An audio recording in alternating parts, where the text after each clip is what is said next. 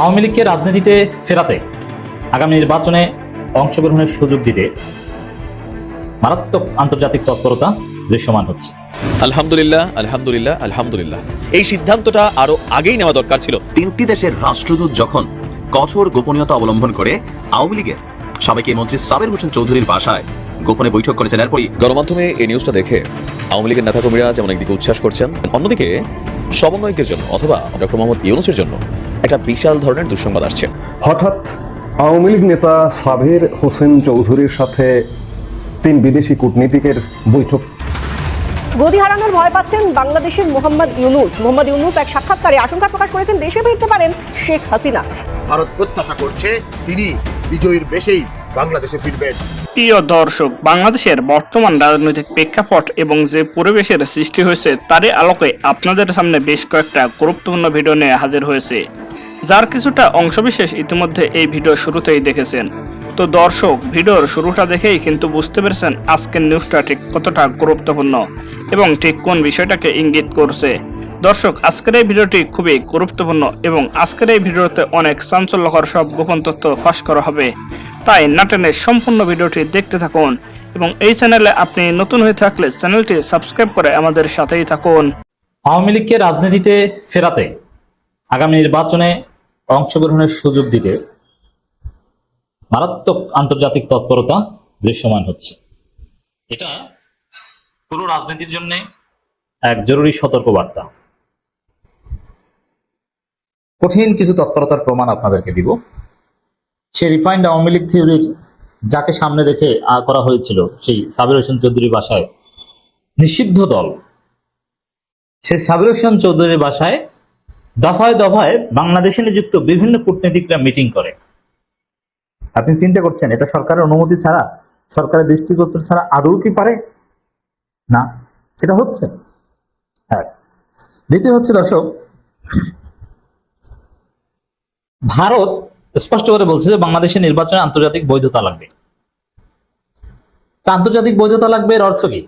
যে নির্বাচন ইনক্লুসিভ হতে হবে। আওয়ামী লীগ নির্বাচনে না থাকলে সেটা বৈধতা পাবে না, অতএব নির্বাচনে আওয়ামী লীগকে লাগবে।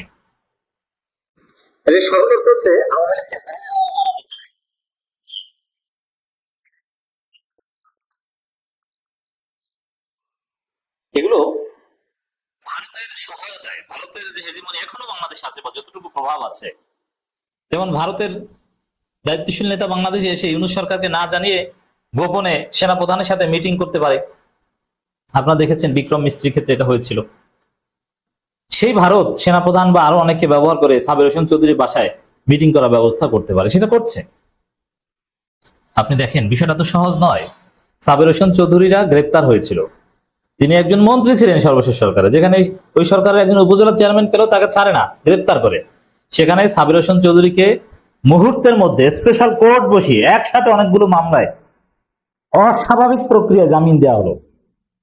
আমার সেই সিলেটের মান্নান সাহেব পরিকল্পনা মন্ত্রী, আমার খুব ক্লোজ ছিল, একসাথে টকশো করতাম, জামিন দিয়ে দেওয়া হয়েছে। তারা কিন্তু বিদেশে যাচ্ছেন না, নির্বিঘ্নে আছেন, কোর্টে হাজিরাও দেওয়া লাগে না, আইনজীবীর মাধ্যমে কাজ সারেন। দেখেন কোথাও ক্যামেরায়, কারণ রাস্তাঘাটে দেখলে কিনা জনগণ ধরে। এটা কিভাবে হয়েছে? বিরাট আন্তর্জাতিক ষড়যন্ত্রের অংশ, এবং এই সরকারের একটা অংশ সেনাবাহিনীর সাথে জড়িত। আমরা জনগণ সোচ্চার বলে, আপনারা জনগণ সোচ্চার বলে হয়তোবা প্রকাশ্যে আওয়ামী লীগের বৈধতা দেয়া, আওয়ামী লীগকে নির্বাচনে অংশগ্রহণ করাতে দিতেই হবে, অথবা না আওয়ামী লীগ নির্বাচনে অংশগ্রহণ করবে, কার্যক্রম সচল, এটা বলতে সাহস পাচ্ছে না। প্রধান উপদেষ্টা বলে পরবর্তীতে আবার আইন উপদেষ্টা প্রেস সচিবের মাধ্যমে বলাতে হয় যে না না না, আওয়ামী লীগের বৈধতার কোনো সুযোগ নেই।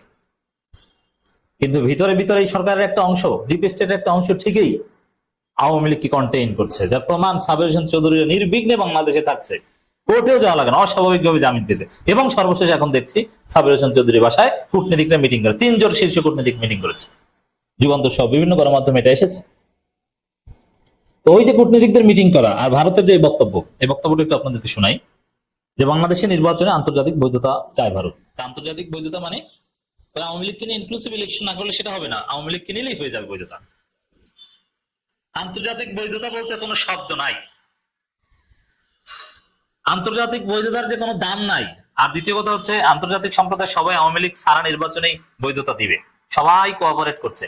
এবং জাতিসংঘ সংজ্ঞা দিয়েছে যে পার্টিসিপেটরি ইলেকশন মিন্স জনগণের পার্টিসিপেশন। কোন দল বাদ গেল কি এটা না, কত পার্সেন্ট মানুষ ভোট দিতে আসলো এটার উপর নির্ভর করবে নির্বাচনের কোয়ালিটি। ডাকসুতে ছাত্রলীগ ছিল না, তাতে কি ভোটার বেড়েছে না কমেছে? কিছু হয়েছে? হয়নি। তো দর্শক, এটি হচ্ছে বাস্তব। এখানে ভারত বলেছে বাংলাদেশের গ্রহণযোগ্য জাতীয় নির্বাচন কেবল আভ্যন্তরীণ বৈধতার জন্য নয়, আন্তর্জাতিক সম্প্রদায়ের কাছে বৈধতা নিশ্চিত করতে গুরুত্বপূর্ণ। আচ্ছা, 5 জানুয়ারি যে 2014 সালে হাসিনা নির্বাচন করেছিল, ভোটারবিহীন নির্বাচন, আনকন্টেস্টেড উইনের রেকর্ড সৃষ্টি হয়েছিল, ওইটা কি বৈধতা ছিল? বৈধতা পেয়েছিল? এরপরে 18 সালে রাতের নির্বাচন, 24 সালে ডামি নির্বাচন, কোন দেশের মাধ্যমে বৈধতা পেয়েছিল? কোনো বৈধতা না, শুধু ভারত বৈধতা দিয়েছিল। পরবর্তীতে এক পর্যায়ে সবাই মেনে নিতে বাধ্য হয়েছিল। আন্তর্জাতিক বৈধতার দল ঘোষণা, আন্তর্জাতিক নির্বাচন, একটা দেশের ডোমেস্টিক নির্বাচনে আন্তর্জাতিক বৈধতা বলতে কোনো শব্দই নেই। ওটা একটা ফাও কথা, এটা হাসিনাই প্রমাণ করে দিয়েছে ওই সব বৈধতার কোনো দাম নাই। আর এবার তো পৃথিবীর সব দেশ এই নির্বাচনের সাথে আছে, মানে নির্বাচন পর্যবেক্ষক পাঠাবে, শুধু ভারত বাদে। দেন ভারতকে আন্তর্জাতিক, ভারতকে বাংলাদেশের মানুষ বিদেশ মনে করে না। কেউ ভারত যাওয়ার পরে যদি বলে যে বিদেশ গেছি, তখন মানুষ হাসে, ভারত আবার বিদেশ নাকি? ভারতে অনেক পড়াশোনা করে, বলে ছেলে বিদেশে পড়াশোনা করে, কোথায়? ভারতে। এবং এই যে আমাদের একটু উচ্চশিক্ষিত বলায় একটা বিষয় নিয়ে হাসাহাসি হয়, ভারতে কিন্তু অনেক ভালো ভালো বিশ্ববিদ্যালয় আছে। তো আমাদের শিক্ষাবিদদের অনেকেই ভারত থেকে পিএইচডি করেছে। তো কেউ যদি বলেন যে ভারত থেকে পিএইচডি করেছেন, কোথা থেকে? ভারত থেকে, তখন এটা নিয়ে একটা হাসাহাসি তৈরি হয়। ভারত থেকে পিএইচডি করা, বাংলাদেশ থেকে পিএইচডি করা। আর আমরা যারা এই পিএইচডি কে সন্দেহ করি, অনেকের পিএইচডি কে, জামাতের অনেকের পিএইচডি কে সন্দেহ করি, ওটা পিএইচডির নামে জালিয়াতি। আমি অনেকবার বলেছি, জালিয়াতি যেই করুক কোনো ছাড় নাই। বিএনপির ভারপ্রাপ্ত চেয়ারম্যান তারেক রহমান বলেছেন, সংস্কার বাস্তবায়নে বিএনপি কোনো লুকোচুরি করছে না। তার মতে যেসব সংস্কার শুধুমাত্র আইনগত প্রক্রিয়ায় করা সম্ভব, সেগুলো এখনই সম্পন্ন হওয়া উচিত। আর যেগুলোর জন্য সাংবিধানিক অনুমোদন দরকার, সেগুলো নির্বাচিত সংসদের মাধ্যমে বাস্তবায়ন হওয়া উচিত। বিবিসি বাংলাকে দেওয়া একান্ত সাক্ষাৎকারে জুলাই সনদ বিএনপির 31 দফা নিয়ে দলটির অবস্থান ব্যাখ্যা করেন তিনি। তারেক রহমান বলেন, আমরা কোনো হাইড অ্যান্ড সিক করছি না। আমাদের যদি অসৎ উদ্দেশ্য থাকতো তাহলে বলতাম এক কথা, পরে করতাম আরেকটা, কিন্তু আমরা যেটা বিশ্বাস করি সেটাই বলছি। তিনি আরো বলেন, নেপালের উদাহরণ আছে, ওরা বলেছে গুরুত্বপূর্ণ সিদ্ধান্ত জনগণের নির্বাচিত প্রতিনিধিরাই নেবেন। বাংলাদেশের প্রেক্ষাপটে আমরা বলেছি, যেগুলো শুধুমাত্র আইন দিয়ে করা সম্ভব সেগুলোই হোক এখন, আর যেগুলো সাংবিধানিক অনুমোদন দরকার সেগুলো নির্বাচিত সংসদে হওয়া উচিত। তারেক রহমান সতর্ক করে বলেন, নির্বাচিত সংসদকে বাদ দিয়ে যদি আউট অব দ্য বক্স কিছু করা হয় তাহলে সেটা ভবিষ্যতের জন্য খারাপ দৃষ্টান্ত হয়ে থাকবে। সাংবিধানিক বা আইনগত যে দৃষ্টিকোণ থেকেই হোক না কেন, এটা দেশের জন্য ক্ষতিকর হবে।